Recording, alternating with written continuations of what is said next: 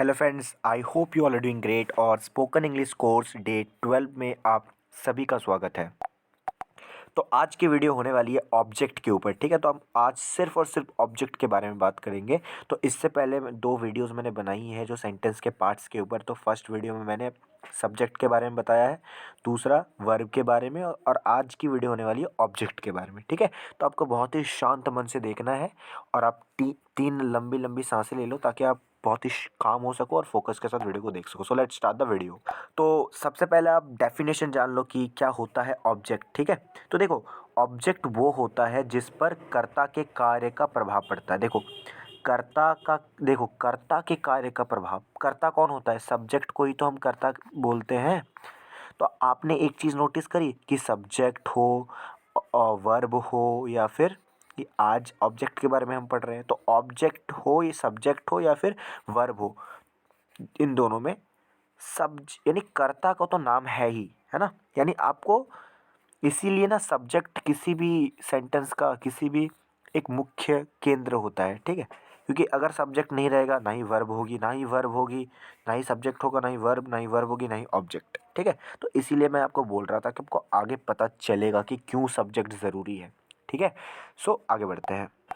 अगर in short बोलूँ तो कर्ता के कार्य का असर, यानी जिस पर कर्ता के कार्य का असर पड़ता है वही सब्जेक्ट है, ऑब्जेक्ट है, सॉरी। ओके,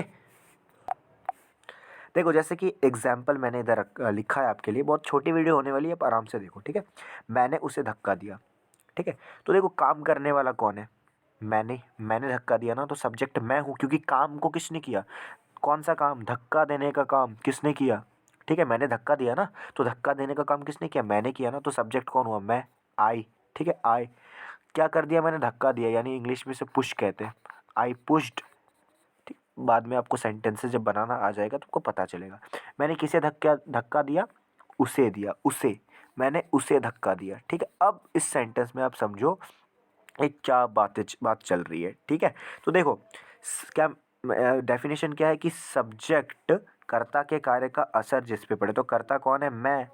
मैंने उसे धक्का दिया। मैंने किसे धक्का दिया? जब आप किसे पूछोगे ना, किसे या किसको, किसे या फिर किसको, तो आपको ऑब्जेक्ट मिलेगा। जैसे आपको मैंने बोला था कि जब आप सब्जेक्ट में आप कौन पूछोगे, कौन, कौन या अ, या किसने, है ना, कौन या किसने अगर आप पूछोगे तो इससे आपको सब्जेक्ट का पता चल जाएगा।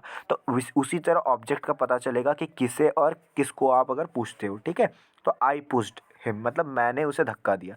तो देखो, आपने सब्जेक्ट का काम का असर हिम पर पड़ा, यानी उस पर पड़ा। यानी मान लो ये आप यहाँ खड़े हुए हो और मैंने आके आपको कर दिया, धक्का दे दिया। ठीक है, धक्का दिया तो मैं सब्जेक्ट हूँ क्योंकि मैंने धक्का देने का आपका काम किया। ठीक है, राइट। और काम जो मैंने किया वो तो वर्ब है ना, क्योंकि काम काम वर्ब मतलब क्या होता है? क्रिया, काम करना ही वर्ब है। ठीक है, लेकिन ऑब्जेक्ट यानी मैंने जो काम किया, सब्जेक्ट ने जो काम किया, उसका असर किस पे पड़ा? ऑब्जेक्ट पे पड़ा ना। यानी जिसको मैंने धक्का दिया, तो मान लो हो सकता है वो खड़ा हो, तो वो अपनी स्थिति को उसने चेंज कर लिया, है ना। वो हो सकता है कि वो गिर गया, या फिर वो अपनी स्थिति में चेंज आ गया। ठीक है, मान लो, और एक एग्जांपल देता हूँ, इधर मैंने लिखा है, इस एग्जांपल को समझो, आपको समझ में आ जाएगी बातें। तो देखो, हिम पे पड़ा, ये तो मैंने बोल दिया आपको। मैंने पत्थर फेंका। ठीक है, आई थ्रू अ स्टोन, मैंने पत्थर फेंका। ठीक है, तो सब्जेक्ट कौन है? मैं, क्योंकि पत्थर को फेंका किसने? मैंने फेंका। ठीक है, तो मैं सब्जेक्ट हूँ, क्योंकि काम को कौन कर रहा है? सब्जेक्ट कर रहा है। काम को किसने किया? सब्जेक्ट ने किया। वो सब्जेक्ट कौन है? आई, मतलब मैं। ठीक है, तो वो काम कौन सा, वो काम क्या था? फेंकने का काम किया। ठीक है, तो वर्ब हो गया फेंकना। तो देखो, जब मैंने पत्थर को फेंका, असर किस पे पड़ा? पत्थर पे पड़ा ना, क्योंकि पत्थर हिला अपनी मान लो पत्थर ऐसे पत्थर इधर गिरा हुआ था, तो मैंने जब पत्थर को फेंका तो पत्थर हिला ना अपनी जगह से, वो अपनी स्थिति को उन्होंने चेंज कर लिया। ठीक है, हो सकता है कि पत्थर पहले एकदम स्थिर अवस्था में था, तो उस पे क्या हुआ? हलचल हुई, उसमें हिला। उस पत्थर को अब मैंने जब हाथ में उठाया ना, तो उसकी उसकी जगह चेंज हो गई। तो ठीक है, तो इस तरीके से, तो मैंने जब जो काम किया उसका असर पड़ा ऑब्जेक्ट। यानी अगर आप कोई काम करते हो और उसका असर, जिस पर कर्ता के कार्य का असर पड़े, वही ऑब्जेक्ट है। ठीक है ना, कर्ता ने कोई काम को किया और उसका असर पड़ा, तो वही सब्जेक्ट है, ऑब्जेक्ट है। ठीक है, तो और एक एग्जांपल है, जैसे काम को करने वाला कौन है? मैंने काम को किया ना, मैंने फेंका पत्थर। ठीक है, तो काम करने वाला मैं, काम को किया किसने, मैंने काम किया था, फेंकने का काम था।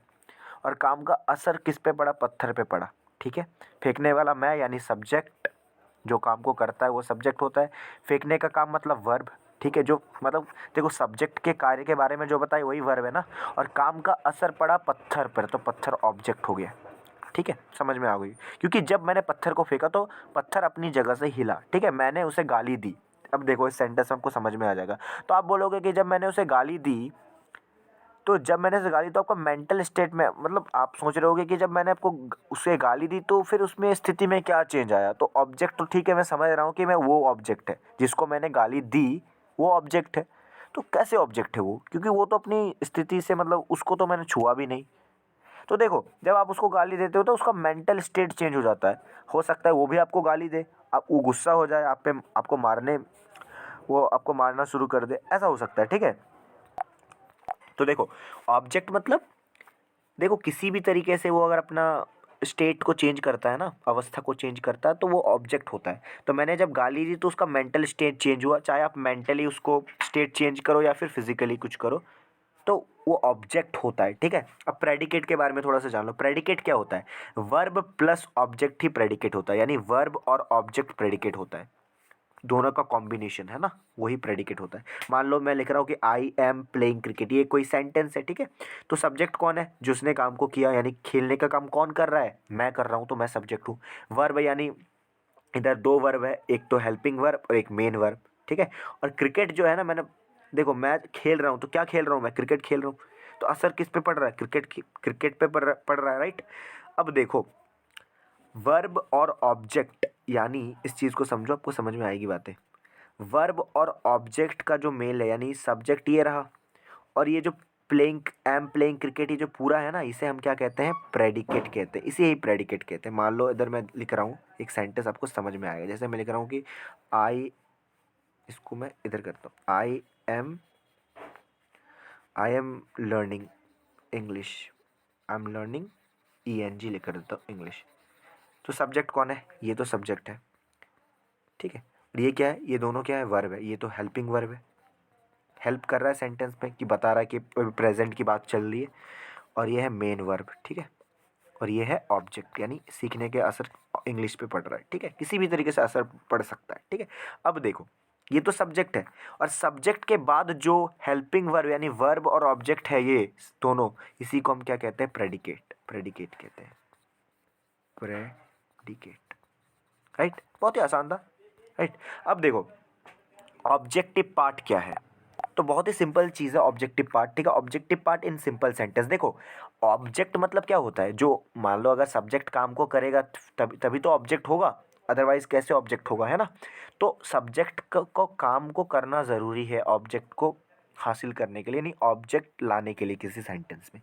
लेकिन मान लो कोई मतलब सेंटेंस में सब्जेक्ट काम ही नहीं करेगा, ठीक है, यानी वो सिंपल सेंटेंस होगा। सिंपल सेंटेंस कैसे सेंटेंस होते हैं, जिसमें सब्जेक्ट कोई काम को नहीं करता बल्कि उसकी अवस्था के बारे में बात होती है। अवस्था मतलब दो तरह की अवस्था हो सकती है ना, एक तो प्रेजेंट पास्ट फ्यूचर की बात होगी, या फिर वो क्या है, यानी वो क्रिकेटर है, डांसर है, कुछ क्या है, वो एक अच्छा है, बुरा है, या फिर वो क्या है, वो कहाँ है ना, ये बात हो सकती है, ठीक है। तो ऑब्जेक्टिव पार्ट को हम कॉम्प्लीमेंट कहते हैं। तो देखो देखो जहाँ ऑब्जेक्ट नहीं होगा वहाँ ऑब्जेक्टिव पार्ट होगा, जिसे हम कॉम्प्लीमेंट कहते हैं। क्या कॉम्प्लीमेंट, कॉम्प्लीमेंट क्या होता है, जो सेंटेंस को कंप्लीट करने में हेल्प करे, है ना, वो कॉम्प्लीमेंट है। जो सेंटेंस को सिर्फ कंप्लीट करने में हेल्प करे वो ऑब्जेक्ट नहीं होता, वो कॉम्प्लीमेंट होता है, ठीक है। जैसे मान लो अगर सब्जेक्ट काम को करे, यानी वो टेंस में होता है। मान लो मैं बोल रहा हूँ कि आई वेंट, मैं इस तरीके से बोलता हूँ, आई प्लेड, मैंने खेला, अ गेम, मैंने एक गेम खेला, ठीक है।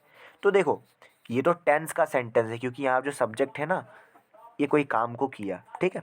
तो ये टेंस का सेंटेंस है, और ये तो ऑब्जेक्ट हो गया, है ना। अब मान लो मैं ऐसे बोल रहा हूँ कि am I am in office, मैं बोलता हूँ आई एम इन ऑफिस। तो क्या सब्जेक्ट यहाँ पर कोई काम को कर रहा है, नहीं, सब्जेक्ट के बारे में बताया जा रहा है, उसकी अवस्था के बारे में, कि वो कहाँ है, ऑफिस में है।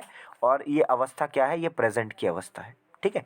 तो क्या यहाँ जो ऑफिस है, ये इन ऑफिस, क्या ये प्रेडिकेट, यानी क्या ये ऑब्जेक्ट है? नहीं, क्योंकि सब्जेक्ट ने कोई काम ही नहीं करना, यानी सब्जेक्ट कोई काम ही नहीं कर रहा तो यहाँ पर ऑब्जेक्ट होगा ही नहीं, है ना। तो मतलब अब इस चीज़ को इधर मैंने एग्जांपल लिखा है कि आई एम गुड, मतलब मैं अच्छा हूँ। तो देखो आई तो हो गया सब्जेक्ट, एम हो गया हेल्पिंग वर्ब, और गुड क्या ऑब्जेक्ट हो गया? नहीं, गुड ऑब्जेक्ट नहीं है, क्योंकि आपने कोई काम नहीं किया है। तो आप तो सिर्फ बता रहे हो कि मैं अच्छा हूँ, आप अपनी क्वालिटी बता रहे हो, ठीक है। तो ये कोई काम नहीं है, तो जो काम नहीं है वो ऑब्जेक्ट नहीं है, वो फिर कॉम्प्लीमेंट है, जिसे हम ऑब्जेक्टिव पार्ट भी कहते हैं, ठीक है। जैसे मैं बोलता हूँ कि शी इज़ एट होम, वो घर पे है, ठीक है। तो देखो वो घर पे है, तो क्या सब्जेक्ट कोई काम को कर रहा है? नहीं। अगर वो काम करेगा ही नहीं तो असर किस पे पड़ेगा? असर पड़ेगा ही नहीं किसी पे, ठीक है। तो एट होम जो है ना, वो क्या है? कॉम्प्लीमेंट है, सिर्फ सब्जेक्ट जो सेंटेंस को सिर्फ कंप्लीट करने में हेल्प कर रहा है, उसका असर नहीं पड़ रहा। क्योंकि असर पड़ेगा कब? जब आप काम करोगे तभी तो असर पड़ेगा। जैसे मैं इधर लिखा है आई एम अ क्रिकेटर, ठीक है। तो क्रिकेटर क्या एक कॉम्प्लीमेंट है ना, क्योंकि मैं कोई काम थोड़े ना कर रहा हूँ, मैं तो बस अपना प्रोफेशन बता रहा हूँ कि मैं क्या हूँ, मैं अपनी अवस्था बता रहा हूँ। तो ये कोई काम नहीं है। ये अगर काम नहीं है तो ये क्या है? ये ऑब्जेक्ट होगा? नहीं, ये ऑब्जेक्ट नहीं होगा, ये तो फिर कॉम्प्लीमेंट हो गया। समझ में आ गई? कॉम्प्लीमेंट क्यों? क्योंकि सिर्फ कंप्लीट करने में हेल्प कर रहा है, ठीक है। तो इसे ऑब्जेक्टिव पार्ट और कॉम्प्लीमेंट दोनों कह सकते हो। आपके लिए एक टास्क है, मैं इधर एक टास्क देता हूँ आपके लिए। चलो मैं लास्ट में देता हूँ आपको, ठीक है। तो उससे पहले देख लो, ये जो सेंटेंस है ये टेंस के सेंटेंस है, क्योंकि यहाँ पर जो सब्जेक्ट है ना, सब्जेक्ट है ना, किसी काम को वो आप यहाँ सब्जेक्ट कब किसी काम को करता है। जैसे मैंने उससे बात की, तो सब्जेक्ट कौन है? मैं, क्योंकि बात करने का काम किसने किया? मैंने किया। मैंने कौन सा काम किया? बात करने का काम मैंने किया, ठीक है। उससे बात करा, तो मैंने उससे बात किया, तो जो उससे है ना वो ऑब्जेक्ट हो गया, हिम, जिसे हम हिम कहते हैं। मैं दौड़ रहा हूँ, तो देखो सब्जेक्ट कौन है? मैं सब्जेक्ट हूँ। मैं क्या क्या कर रहा हूँ? दौड़ रहा हूँ, ठीक है। यहाँ पर कोई ऑब्जेक्ट है क्या? नहीं, यहाँ पर कोई ऑब्जेक्ट ही नहीं है, क्योंकि मैं कोई काम, मेरा जो मैं दौड़ रहा हूँ तो उसका असर किस पे पड़ रहा है? किसी पे नहीं पड़ रहा है। इस सेंटेंस में किसी पे असर पड़ ही नहीं रहा, तो यहाँ पर ऑब्जेक्ट है नहीं, ठीक है। सीता ने उसे बताया, तो सीता ने काम किया, यानी सब्जेक्ट है सीता। अब सीता ने क्या काम किया? बताने का काम, तो भी बताना क्या हो गया? वर्ब हो गया, सॉरी हाँ verb.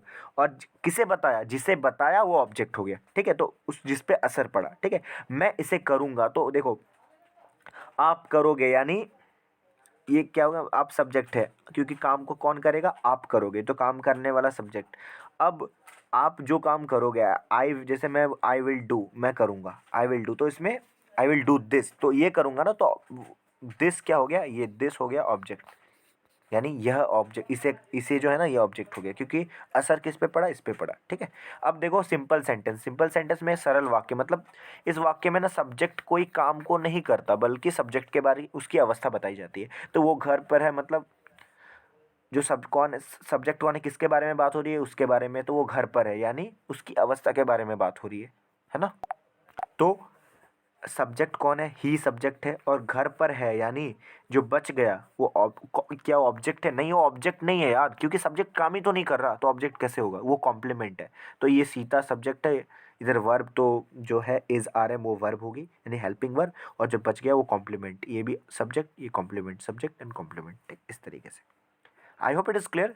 So thank you so much for watching this video. और मैं एक पर्टिकुलर वीडियो, मतलब तीनों को मैं एक साथ मर्ज करके, तो तीनों को एक साथ बताऊंगा, तो उस वीडियो को आप ज़रूर देखना। So thank you so much for watching.